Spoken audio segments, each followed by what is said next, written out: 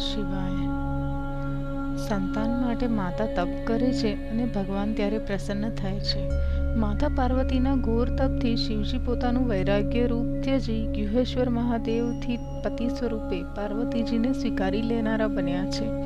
આજનો અદ્ભુત પ્રસંગ છે જ્યાં દેવી ભક્તિ અને શક્તિનું મિલન થાય છે. મિત્રો, ચાલો આજે સાંભળીએ અને અનુભવીએ શિવ પાર્વતીના પવિત્ર વિવાહની અનન્ય કથા.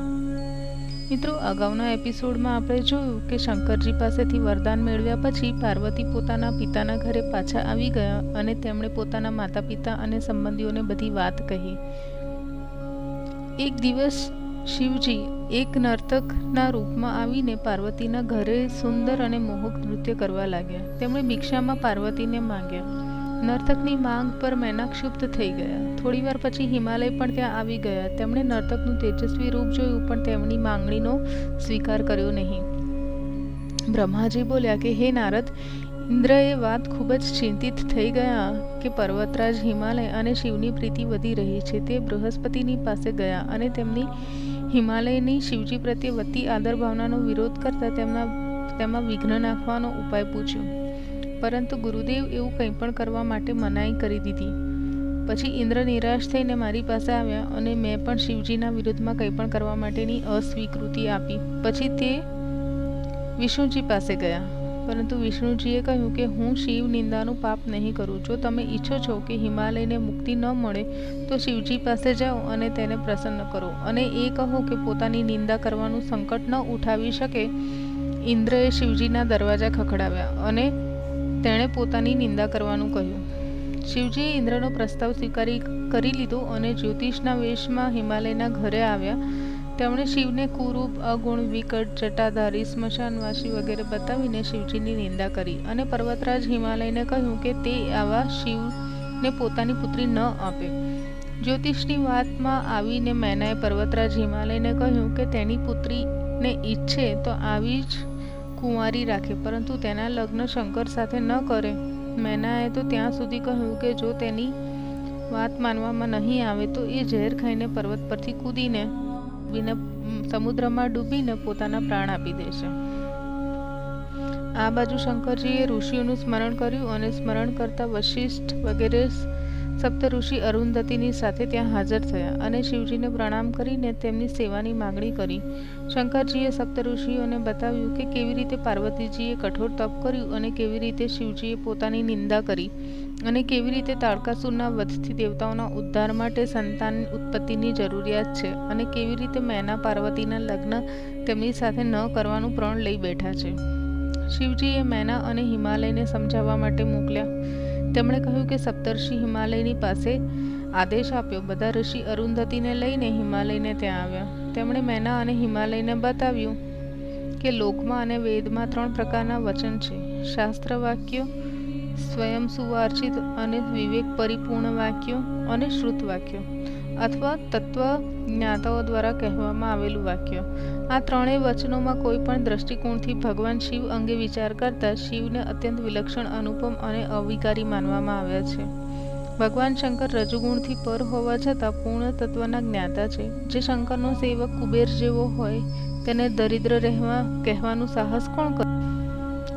શિવજી જ મૂળ રૂપથી સૃષ્ટિના સર્જન અને સંહારમાં સમર્થ છે. શિવજીથી સ્થપાયેલો કોઈ પણ સંબંધ દેવતાઓને ગૌરવ અપાવે છે. વશિષ્ઠજીએ પર્વતસજને સચેત કરતા કહ્યું કે તમે હઠ ન કરો. જે રીતે અરણ્ય રાજે બ્રાહ્મણને પોતાની કન્યા આપીને તેના ભયથી પોતાની સંપત્તિ બચાવી લીધી હતી, તે જ રીતે તમે પણ શિવજીને તમારી પુત્રી સોંપીને પોતાના સંકટથી મુક્ત કરી દો. પર્વતરાજે ઋષિઓની ઈચ્છા કરી. વશિષ્ઠજીએ કહ્યું કે જૂના સમયની વાત છે. તેજસ્વી અરણ્ય રાજને અનેક પુત્ર અને એક રૂપવતી કન્યા હતી. કન્યાનું નામ પદ્મા હતું. રાજા પોતાની પુત્રીને ખૂબ જ પ્રેમ કરતો હતો. પુત્રી યુવાન થવાથી રાજાએ તેના માટે સુંદર અને સુયોગ્ય વરની શોધ શરૂ કરી. એક દિવસ રૂપવતી પદ્મા પાણીમાં વિહાર કરી રહી હતી કે બીજી બાજુથી પીપલાદ મુનિ આવ્યા અને તે પદ્માને જોઈને તેમના પર મંત્રમુગ્ધ થઈ ગયા. તેમણે અરણ્ય રાજ પાસે જઈને તેમની કન્યાની માંગણી કરી. રાજાએ તેમનું વૃદ્ધત્વ જોઈને ખૂબ જ ચિંતા અનુભવી, પરંતુ પુરોહિતના સમજાવવાથી ઋષિના શ્રાપથી કુળની રક્ષા કરવા માટે તેમણે કંઝયા પીપલાદને આપી દીધી. પીપલાદ તેમણે લઈને આશ્રમમાં આવ્યા. પદ્માએ આ જીવનને ઈશ્વરનું વિધાન માનીને સ્વીકારી લીધું અને પોતાના પતિની સેવામાં જીવન અર્પિત કરી દીધું. એક દિવસ ધર્મએ એક સુંદર યુવકના રૂપમાં વિચરણ કરતા પદ્માને પોતાની કામ ભાવનાથી શિકાર બનાવવાની ચેષ્ટા કરી. પતિવ્રતા સતીએ યુવકનો તિરસ્કાર કરતા તેને નષ્ટ થઈ જવાથી શ્રાપ આપી દીધો. ત્યારે ધર્મએ પોતાની વાસ્તવિકતા પ્રગટ કરીને બતાવ્યું કે તેણે કામુકતાપૂર્ણ વ્યવહાર બ્રહ્માજીની આજ્ઞાથી કર્યો હતો, જે પદ્માની પરીક્ષા લેવા ઈચ્છતા હતા. આ સાંભળી પદ્મા વિચલિત થઈ ગઈ. એણે બે વાતે વ્યગ્ર બનાવી દીધી. એક તેનો શ્રાપ અન્યથા ન થઈ શકે, અને બીજું કે ધર્મ વગર લોકયાત્રાનું પ્રસરણ કેવી રીતે થઈ શકે.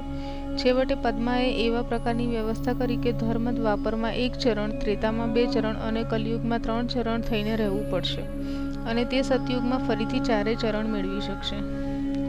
આ બાજુ ધર્મએ પીપલાદને યૌવનનું વરદાન આપ્યું, જેના કારણે તેઓ પદ્માની સાથે સુખવિલાસ ભર્યું રહેતા પોતાના જીવનને આ લગ્ન યોગ્ય છે. આ લગ્નમાં ચંદ્ર બુધની સાથે રોહિણી તારાગણની પણ છે. માર્ગશીર્ષનો મહિનો છે તથા ચંદ્ર બધા દોષ વગરનો છે. આવા સુંદર યોગમાં મૂળ પ્રકૃતિરૂપ માતા જગદંબા અને જગતપિતા શંકરના લગ્ન કરીને તમે ધન્ય બની જાઓ. સપ્ત ઋષિઓના વચનો સાંભળીને પર્વતરાજ હિમાલયે પોતાના સાથીઓ સુમેરુ, ગંધમાદન, મદર, મૈનાક અને વિંધ્યાચલ વગેરેને બોલાવી લીધા. ઋષિઓના પ્રસ્તાવ વિચાર કર્યો. તેની સ્વીકૃતિ મળતા જ હિમાલયે સપ્તઋષિને પોતાની સ્વીકૃતિ આપી દીધી. સપ્તઋષિએ હિમાલય પ્રત્યે શુભકામનાઓ અર્પિત કરી અને કૈલાશ આવીને શિવજીને બધા વૃત્તાંત યથાવત સંભળાવ્યા. સપ્તઋષિઓએ શિવજીના બીજી તરફ હિમાલયે પોતાના પુરોહિતને બોલાવીને લગ્ન પત્રિકાઓ લખાવી અને અનેક સુંદર તથા ઉત્તમ સામગ્રીઓની સાથે ભેટ રૂપે શિવજીને મોકલાવી. હિમાલય લગ્નની તૈયારીઓ કરવા લાગ્યા. તેમણે લગ્ન અંગેની સામગ્રી એકઠી કરવાનું કામ શરૂ કરી દીધું. નગરને ખૂબ જ સુંદર રીતે સમજાવ્યું. વિશ્વકર્મા બોલાવીને વરરાજા અને જાનૈયાઓ માટે સુખ સુવિધાથી ભરેલા નિવાસોનો પ્રબંધ કરાવ્યો. બ્રહ્માજીએ નારદજીને પૂછ્યું કે હે મહાપ્રભુ, તમે શિવજીના લગ્નનું વર્ણન કરવાની કૃપા કરો.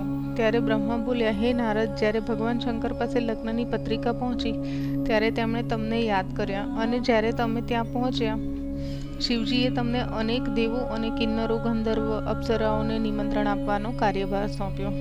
તમે બધાને આમંત્રણ આપી દીધું, અને જ્યારે અતિથિ કૈલાશ પર પહોંચ્યા ત્યારે શિવજીએ બધાનું સ્વાગત કર્યું. પછી શિવજીએ વરરાજાના રૂપમાં સજાવવામાં આવ્યા, અને સપ્તમાત્રિકાઓએ શિવજીને વરરાજાના રૂપમાં શૃંગાર કર્યો. શિવજીના માથા પર મુગટ સુશોભિત થવા લાગ્યો. મુગટની ઉપર ચંદ્ર અને તિલકની જગ્યાએ ત્રીજી. શિવજીના બંને કાનમાં સર્પ કાનના આભૂષણ બન્યા. હાથીની ચામડીનું દુકુલ બન્યું, અને ચંદનથી જ તેમનું અંગ રંગ બનાવવામાં આવ્યું. જ્યારે શિવજી વરરાજાના રૂપમાં શૃંગાર પૂરો કરી ચૂક્યા ત્યારે દેવતાઓ, નાગ, ગાંધર્વ દ્વારા સજાયેલી શિવજીની જાન કૈલાશ તરફ જવા નીકળી. શંકરજીની આ જાન ખૂબ જ અનોખી હતી, કારણ કે તેમાં વિષ્ણુ, બ્રહ્મા, ઇન્દ્ર વગેરેની સાથે સાથે અનેક સિદ્ધ, ભૂત, પ્રેત, વેતાળ, બ્રહ્મરાક્ષસ, યક્ષ, ગાંધર્વ, કિન્નર અને અપ્સરાઓ એકલી અને પરિવાર સાથે સામેલ થયા હતા.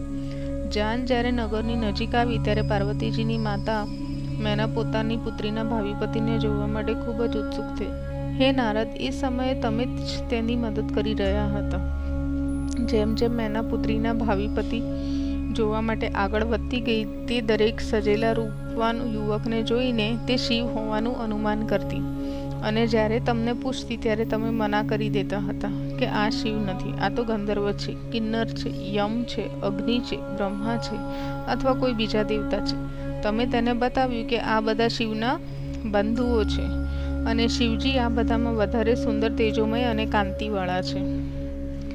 તો મેના ખૂબ જ પ્રસન્ન થઈ ગઈ, પરંતુ શિવજીને જોતાં જ તેમની બધી પ્રસન્નતા ઢગલો થઈ ગઈ અને તે શોકાતુર બની ગઈ. તેમણે શિવજીને બળદ પર ચડેલા જોયા, અને જેના 5 મોઢા હતા, 3 નેત્ર હતા, અને તેમના શરીર પર ભભૂતિ ચોળેલી હતી. આ જોઈને મેના મૂર્છિત થઈ ગઈ, અને તેમની સખીઓ જ્યારે મેનાને હોશ આવ્યો તો તે વિલાપ કરવા લાગી અને તિરસ્કાર ભરેલી વાતો કરવા લાગી. તેમણે આ રીતે તપ કરીને પતિ મેળવવાવાળી પાર્વતીને ઘણું ખોટું ખરું કહ્યું અને આ લગ્નને સંપન્ન કરવા માટે જે લોકોએ પણ પ્રયાસો કર્યા હતા તે બધાને અપશબ્દ કહ્યા. તે લગ્ન માટે જે સામાન ખરીદવા આવી હતી તે ભૂલી ગઈ. તેમને લાગ્યું કે પાર્વતીની સાધના બિલકુલ આવી જ છે, જેમ કે સોનું આપીને કાચ ખરીદવો અથવા ચંદન છોડીને ધૂળ ચોપડવી અથવા ગંગાજળને છોડીને ગંદુ પાણી પીવું. તેમણે નારદજીને કહ્યું કે હે નારદ, મેં તો પહેલાથી જ સમજાવી હતી પણ તે માની નહીં. આ વાત પર મેં મેનાને સમજાવવાની ઘણી કોશિશ કરી ત્યારે તેણે મારી સાથે પણ દુષ્ટ અને અધમ શિરોમણી કહીને દૂર જવા માટે કહ્યું. મેનાને અનેક દેવતાઓએ પણ સમજાવ્યું પણ તે માની નહીં અને તેણે ઘોષણા કરી કે શંકર સાથે તેના લગ્ન થશે નહીં. આ સાંભળીને બધામાં બેચેની ફેલાઈ ગઈ. હાહાકાર મચી ગયો. સ્થિતિની નાજાકતા જોઈ પર્વતરાજ હિમાલયે મેનાના સમજાવવા ઈચ્છ્યું. તેમણે કહ્યું કે સત્યનો સ્વીકાર કરવો જ શ્રેષ્ઠ છે. ત્યારબાદ જાતે પાર્વતી માતાને સમજાવવા માટે પ્રયત્ન કર્યો, પરંતુ પાર્વતીની વાત સાંભળી મેના વધારે ક્રોધિત થઈ ગઈ અને તેને અપશબ્દો કહેવા લાગી. સાથે સાથે મારવા પીટવા લાગી. તેની આ હાલત જોઈને હું ફરી મેના પાસે ગયો અને તેને શિવનું મહત્વ સમજાવવાની કોશિશ કરી.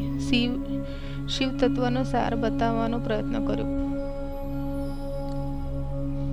જ્યારે શંકર સુંદર વેશમાં આવવાનો સ્વીકાર કરે ત્યારબાદ શિવજીને અત્યંત સુંદર અને સુશોભિત વેશમાં મેનાની સામે હાજર કરવામાં આવ્યા. તેમને જોઈને તો પોતાની પુત્રીના લગ્ન કરાવવા માટે તૈયાર થઈ ગયા. આ બધી ઘટના પછી પોતાના ગણોને સાથે લઈને શિવજી હિમાલયના દરવાજા પર આવ્યા. પોતાની સંપૂર્ણ નિષ્ઠા અને ભક્તિની સાથે મેનાએ શિવજીની આરતી ઉતારી. તે વારે વારે મંત્રમુગ્ધ થઈને તેમને દેખતી રહેતી હતી અને પોતાની કન્યાના ભાગ્યના વખાણ કરતી હતી. તે શિવજીના રૂપ સુષ્મા પર મુગ્ધ થઈ ગઈ હતી. અનેક સંસ્કારોની સાથે સાથે પાર્વતીનો યજ્ઞોપવિત સંસ્કાર પણ કરવામાં આવ્યા અને તેમણે પણ બધા આભૂષણ અને વસ્ત્ર પહેરાવવામાં આવ્યા જે શિવજી દ્વારા લાવવામાં આવ્યા હતા. પંડિતોમાં શિવજી તરફથી બૃહસ્પતિને અને પર્વતરાજની તરફથી ગર્ગને શુભ લગ્નમાં શિવજી અને પાર્વતીના લગ્ન સંપન્ન કરાવ્યા. હિમાચલ અને મેનાએ કન્યાદાન કર્યું. વિવાદ સંસ્કારની વચ્ચે જ્યારે ગોત્ર વગેરેનો ઉચ્ચાર કરવાનો અવસર આવ્યો ત્યારે પર્વતરાજ હિમાચલના પંડિત ગર્ગે શિવજીના ગોત્ર અને કુળ વિશે જાણવા માંગ્યું. તમે ત્યાં હતા અને તેમને પરબ્રહ્મ, અરૂપ, નિરાકાર, માયાતીત બતાવીને કન્યા પક્ષવાળાને આવી વાતોમાં ન પડવાની સલાહ આપી. કન્યાદાનનો સમય પસાર થઈ રહ્યો હતો. એથી જ જોરુ વગેરે અનેક સંબંધીઓના કહેવાથી કુળ ગોત્રનું બંધન છોડીને હિમાલયે કન્યાદાન કર્યું અને શિવજીને અનેક વસ્તુઓ તથા ઘણી ધનરાશિ સાથે સંતુષ્ટ કર્યા. બ્રહ્માજી બોલ્યા કે હે નારદ, યજ્ઞ મંડપમાં જ્યારે શિવ અને પાર્વતીના લગ્ન સંપન્ન થઈ રહ્યા હતા ત્યારે મારું મન પાર્વતીનું મુખ જોવા માટે લાલચી થઈ ગયું અને કોઈ બીજો ઉપાય ન જોતા મેં યજ્ઞમાં ભીની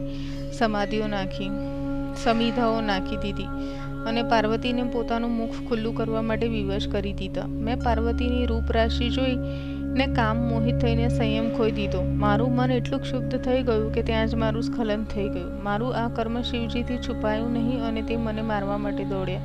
પરંતુ દેવતાઓની પ્રાર્થનાથી કોઈ રીતે શાંત થયા, પરંતુ મારા અંશ પૃથ્વી પર પડી ગયા અને હજારો કણોમાં વિભાજિત થઈ ગયા. તેનાથી હજારો બાળ ખિલ્ય ઋષિ ઉત્પન્ન થઈને તરત જ મને માતા પિતા કહેવા લાગ્યા. તમે આ બધી સ્થિતિથી કુપિત થઈને તેને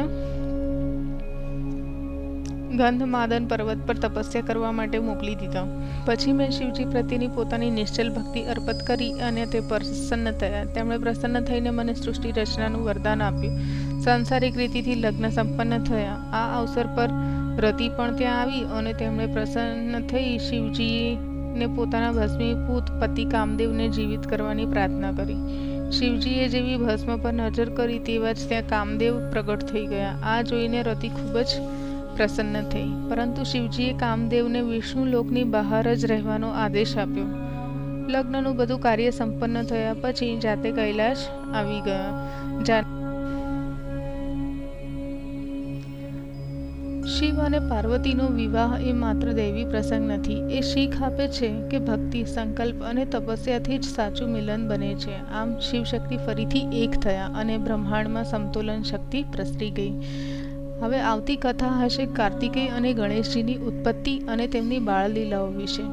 જો તમારું હૃદય પણ આજની કથાથી ભક્તિથી ભરાઈ ગયું હોય તો લાઈક કરો, શેર કરો અને કમેન્ટમાં ઓમ નમઃ શિવાય લખવાનું ના ભૂલતા. જોડાયેલા રહેજો શ્રદ્ધા સેતુ સાથે, જ્યાં ભક્તિ જીવંત બને.